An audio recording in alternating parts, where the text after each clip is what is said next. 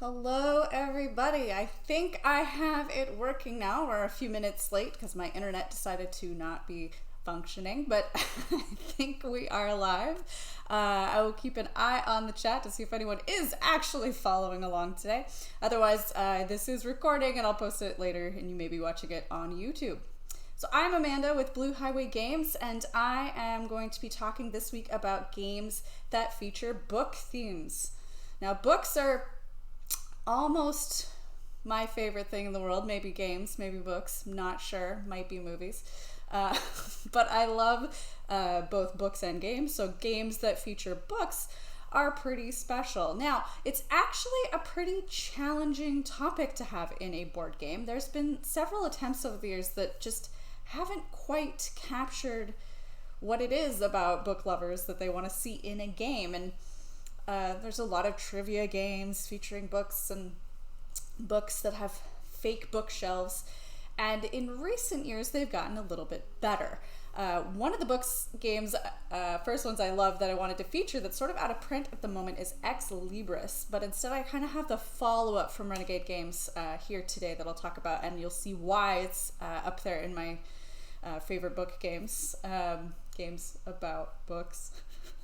I am gonna flip those back and forth through this whole thing. It's a game about a book, not a book about a game. Those do exist. So for today, I have 5 games featuring books, and they all feature them in a little bit different way. The first one's a little bit unusual. Maybe I should have not done this one first, but there you go. I'm gonna be doing Fire in the Library, which is the last place you want to be looking for a book, is in the middle of a fire. So the Fahrenheit 451 happening here, all these books are burning down, and it is the player's jobs to try to save some of the books. The game is Push Your Luck, and you are going to be kind of bidding over placement because the cards in turn order affect how your round is going to go, whether it's going to be more or less challenging. And then there's a fire bag, which is this lovely little flame bag here, and you, on your turn, are going to push your luck. You are going to draw cubes out of the bag, hoping to get colors of books. The books are purple, yellow, black, and white. And then you're going to add it to one of your little spots on your card. At any point you can stop. You've saved those books. You will score points based on the top card of that same color on here. But the farther you go, the braver you are, so you're going to be getting more points if you can get further along. However, there is lots of fire in this bag. So let's see how lucky I am. I'm going to draw, not lucky at all. I would draw out a red one, which is flames. Now, the first time you get flames, if it's not on top of a fire marker, that's okay. You could continue to push your luck, but if you get a second flame, then the library has caught on fire, and the books that you were trying to save, you accidentally instead tossed them into some flames an aisle over, which is the wrong thing to do. And so you would need a tool to try to stop what you have just set in motion. But so you push your luck, you keep drawing out. If there was, say, purple and then white, and then you drew a flame, and it's over top of a flame marker, it's already also going to set into motion the fire in the library, or the fire is already raging. You are going to continue the fire. You will have tool cards that are at your disposal. And what do I do with those? Oh, I left them here. They are all sorts of things that we played at different points in the game. Some of them will be played... Oh, I should have found some of these before we started. I was getting flustered trying to set it up and didn't quite... Oh, okay. So... So when you have started a fire... you are able to do something like have a slingshot, which is place 1 fire token and the most valuable book on another player's turn order card to continue saving books. So it's moving these from your card to someone else's, effectively allowing you to continue to push your luck and draw more things out of the bag, or stop and count the points from what you have before you continue the fire. There are some that you're allowed to play when you're scoring your books. You're going to get points for how many books you have and the points they are here. But you say, oh, that's great. Well, how does that change? These are little stacks of flame cards that are for each of the different types of books, and they have different ranges on them. And as books start to burn down, these will get removed from the deck, and flames will start to appear. and the flames will continue to grow and they'll get bigger and bigger. So the more times people are accidentally burning these white books that they've drawn out of their bags, the more the fire is going to rage. So that means if you save a white book later in the game, it's going to be worth more points, but it's also going to have added in more fire cubes to that bag, making the odds of drawing out flames even more ridiculous. So this is just, the flames are out of control. Here we see at the end, if you can manage to rescue a book that hasn't been scorched by smoldering embers, you'll have to spend the rest of the year getting rid of the smoke smell. But you've saved that book. So it is a push your luck game between you and your opponents. You're trying to see how many cubes you can get out of the bag that match the books that are going to be the most valuable. You don't really have much control, but it's definitely got that tension feel as you try to draw them from the bag. And as the bag gets filled up with more and more fire, it gets harder and harder. So I usually like to play push your luck games to the fullest because it's not a real fire and they're not real books and I'm not really risking my life. So that's where I get to be daring. In real life, I would be standing on the side of the road throwing buckets of water at a distance saying, I wish I liked books, but I guess I don't. That is Fire in the Library. It is normally $28.99, but it will be 20% off until this coming Thursday, March 4th. Yes, March 4th.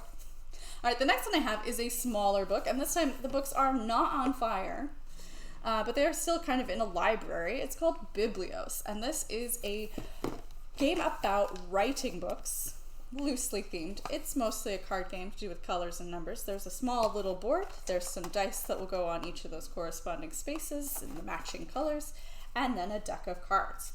Some of these will get removed depending on the number of players, but they are the different types of books, so monks, sacred tomes, holy books, scrolls in the different colors, and gold. And the game is unique and interesting. It's been around for quite some time, and I actually haven't played it with a group of people in a very long time, but it used to be one that we always do at lunchtime because it's pretty quick, and it works well too.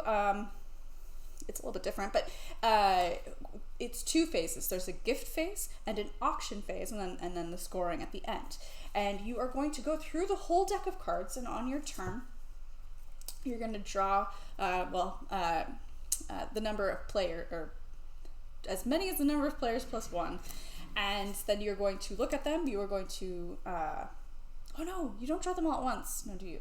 Oh man, I should have played it again. But effectively, you're going to have a card that you keep in front of you, and that's going to be secret. Then you're going to choose one of the cards to go into the auction pile, which is face down, no one can see that. And then another one, or many more, depending on the number of players, will go face up in the public. Then starting to the left, they'll all choose one of the cards I placed down face up in the public area. So at the end of my turn, I'll have a card, you'll have a card, Sally will have a card, and there'll be one more card in that auction pile. We do that taking turns. Everybody does the same thing until we all have a hand of cards and there is an auction deck. When it's time to go through the auction deck, then we're going to flip the cards and go through them and auction off the cards that are in there as well, using the cards that we earned in the gift phase. We're going to use the money to try to get the book cards, to try to collect large majorities of different colors. Or we're going to use the book cards maybe we don't need or don't think we'll get majority to get more gold cards to get the book cards that we need as we continue through the auction pile. And there are the last type of cards, which are the church cards, because this is medieval Europe, so the church has great power and influence. And that will affect those die that I mentioned earlier that are on that little player board. You're going to be able to continually throughout the game, when you acquire the auction card as a gift or in the auction, the church card and the gift or an auction, to adjust the die up or down to make them more or less valuable. So if you think, oh, I'm not going to get red, you'd want to try to get it down to 1 by moving it down 1 or 2 over time. And then our friend Sally, who is collecting a lot of red, at the end of the game, we go through each color. Whoever has majority gets that die, and that is how many points they get. So while Sally will still get the points for red, we've managed to tank them and make them a lot lower. The scores in this game are super low. You might have 2 + 2 for 4, and then Sally might have 1, and then Sarah will have 4, and be able to beat by just getting 1. So it's a low scoring game. It's kind of a neat how you go through the deck kind of in those 2 phases, and it does work fairly well with 2, 3, 4, or 5 players, I believe. Nope, just 4. 2 to 4 players. It does not work solo. It is about 30 minutes or less if you already know how to play, and it normally goes for $25, but it'll be 20% off this week. Now, it might be while supplies last, because this one's always been one that's sort of in and then out, but it's been around for about 10 years, so it's kind of a modern day classic, if you will. All right, moving on. Next, I have kind of a slightly bigger game, and this is the one that is related to that Ex Libris game that I mentioned earlier from Renegade Games. This is Athenian Mystic Library. And it is a game where you are trying to organize books onto your shelf in a certain pattern in which to score points. Everybody starts out the game with an empty set of shelves, so they are not technically empty. There are these. Now, these are the smallest board game pieces I have ever seen, and I was feeling my age when I pulled these out because I still don't think I can quite see these correctly. No, there's no way you can even see that correctly. It is a spider. So each of these sections on the board is going to have a cute little spider that is living there on its web, happily minding its own business. And your job is to acquire books, fill up those shelves, and get points. There will be certain objectives that are visible to all players, though they don't stick around very long. They one will move off the row in a conveyor belt fashion, so if it's near the end, you don't want to start there at the beginning. And you are trying to create that exact shelving pattern. So black, purple, green, or more complex ones such as blue in the middle there, pink and purple on the outside, and then green and black above each other, and you get 7 points. How do you get the books? Well, the game is played with a little draft. There's actually only 10 turns in the whole game.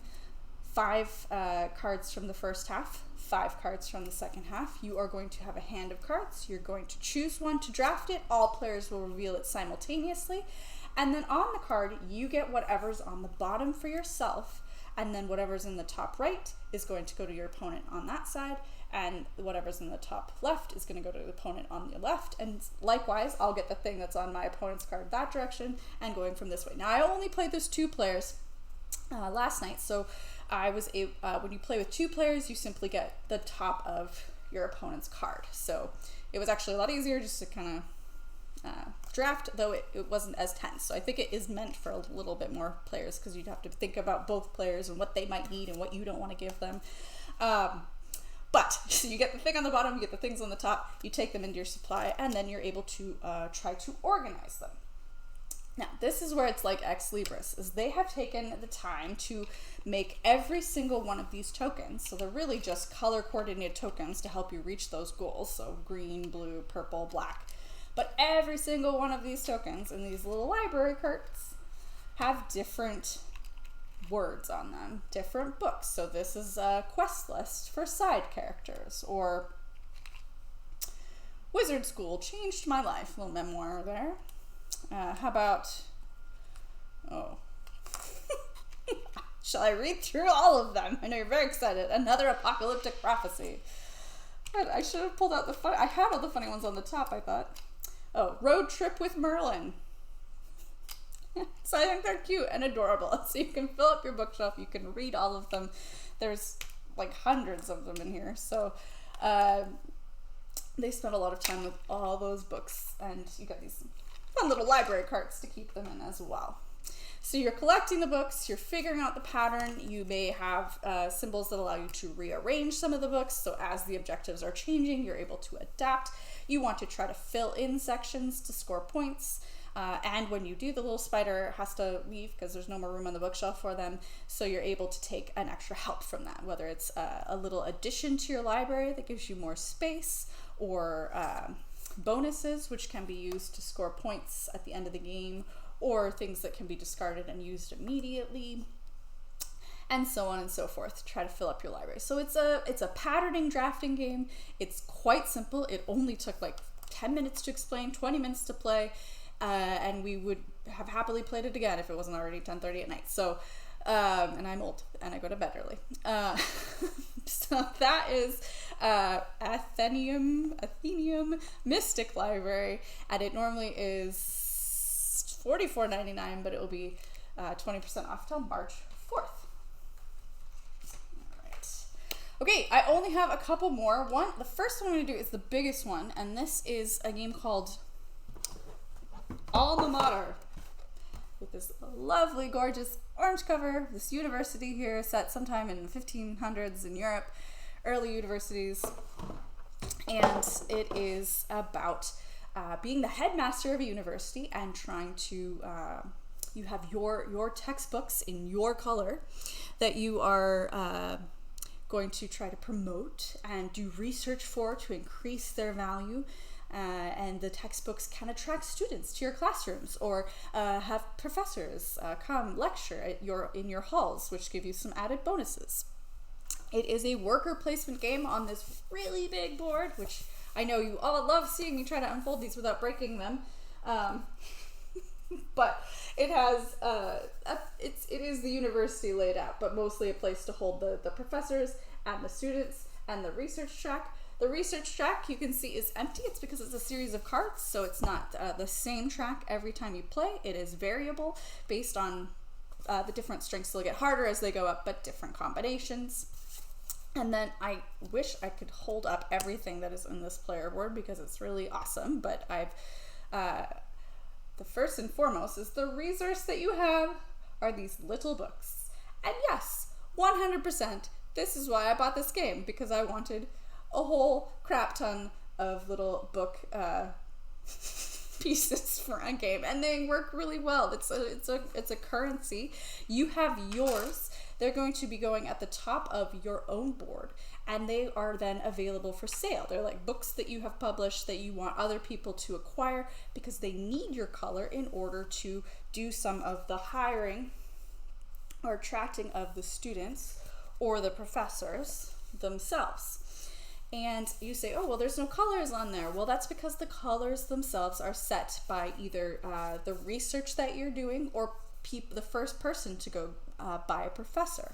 So there's need for you to have your own books that are not for sale, for you to buy books from other players, as well as to get dictionaries, which of course are very important at universities. And those are sort of like wilds, though they're not really wild, but they don't belong to any player, but they're a specific type of book that you need, as well as all the other player colors. And for the students, you'll be doing research and moving up the research track, and at the end of each round you're going to have books that get ordered by how strong you are in your research. So there'll be 1, 2, or 3 based on how high you are up here, which coordinates to the section of the students that tells you, well, you need 2 ones that are the same color. So I'd need 2 of Sally's book because she's number 1 because she's done more research, and so I'd have to acquire her books. I'd be able to then go place my worker and claim one of those students in that column, adding it to my classroom, which are going to allow me to have more books and get some maybe some more action spaces for me to take on my personal player board rather than the big board.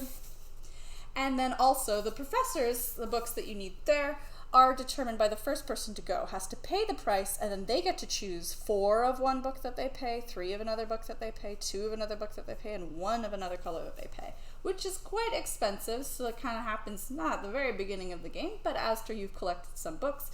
And then once you have professors, they can go in front of you and will be able to be used to get you some more points, converting money to points, or for the number of professors that you have, as well as points at the end of the game. They're one-time use per round, so you want to get them as early as you can, but they're hard to get. It was one of those games where there is so much going on, and there's all these little pieces and things I want to do.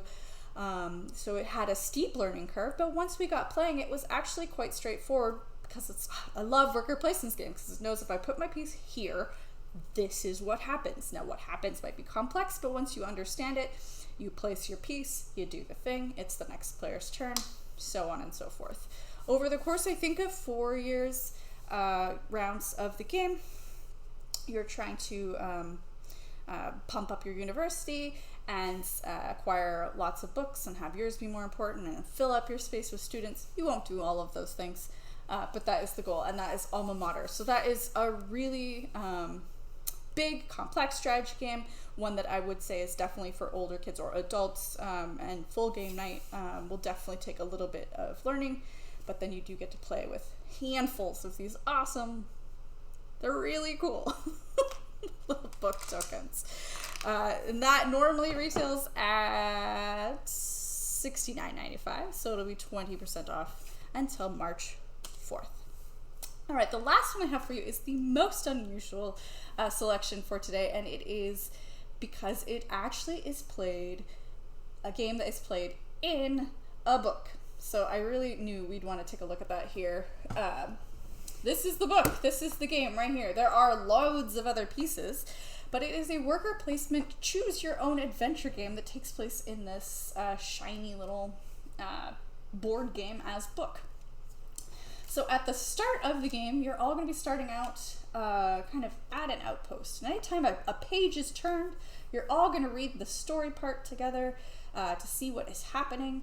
And there will be some specific rules that are specific to the unique little worker placement game that you'll be playing for this round, as well as the choose your own adventure part, which kind of tells you where you might be able to choose to go in the next phase.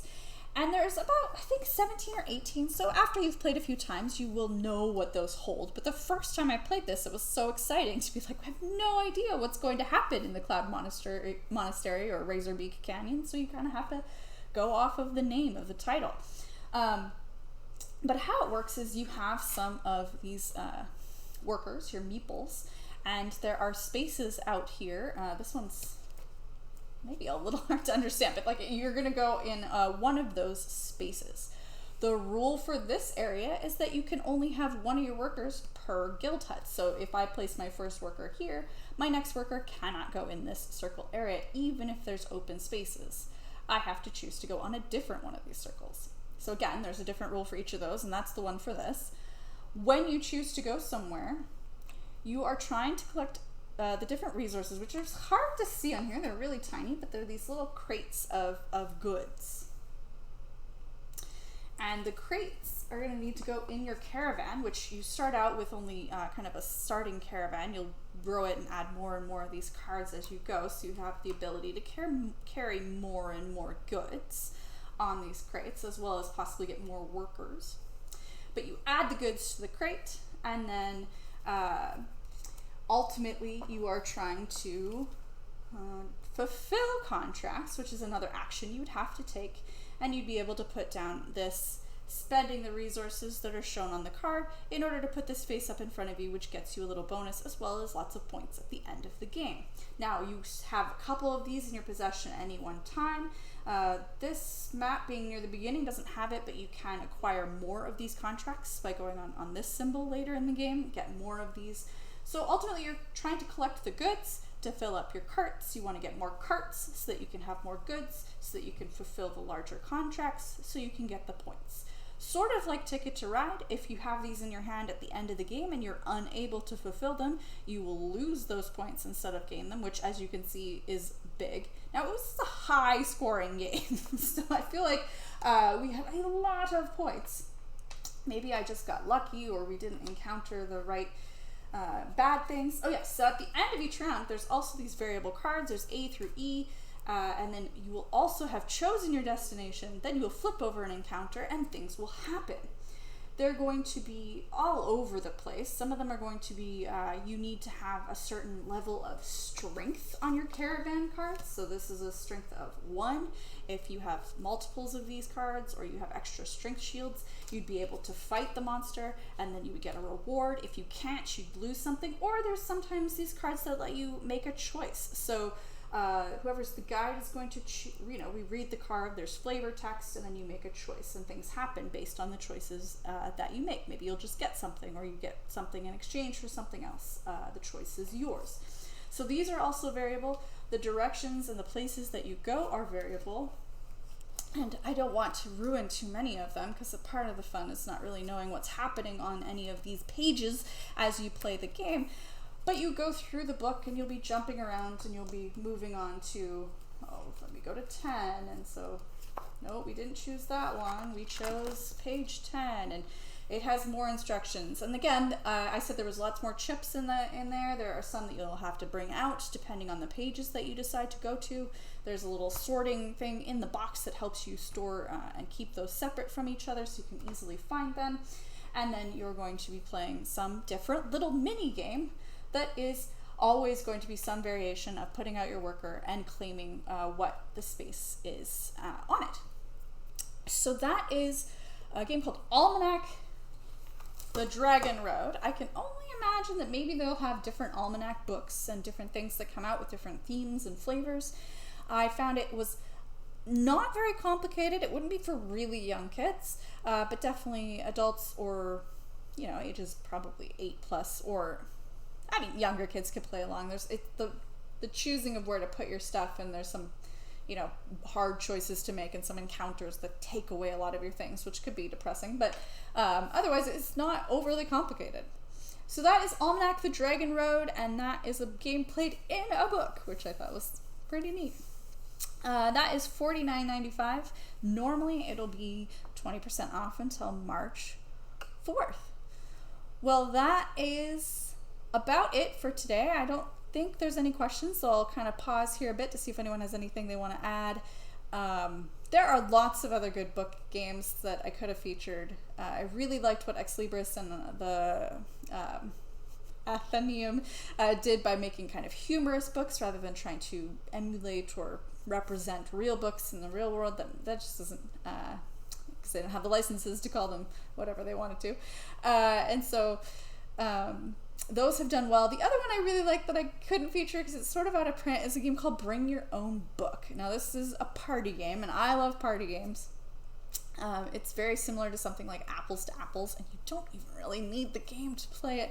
But it's a cheap little game, even if you do, and it gives you a whole stack of prompt cards, because the idea is everyone goes to the bookshelf and takes any book that they own off the shelf, and then somebody in the group will be the judge this round, and they read off one of the prompt cards or come up with a prompt, like a newspaper headline.